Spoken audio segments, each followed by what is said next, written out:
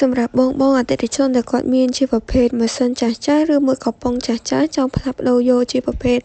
អវ៉ាន់ថ្មីកែដោយបងប្រុសបងអាចធ្វើការតាក់ទងមកកាន់ហាងហុកលីមានខ្ញុំបានដែលទីតាំងហាងរបស់យើងគឺស្ថិតនៅខេត្តបាត់ដំបងនៅជិតនឹងរំពងមុនរំសាយសក់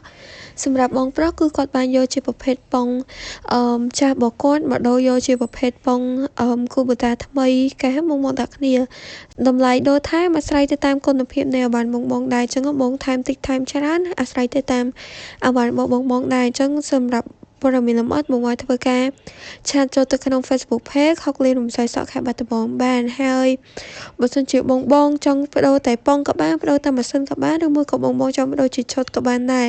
ក៏ប៉ុន្តែបងប្រុសគាត់បានបដូរតែប៉ុងទេ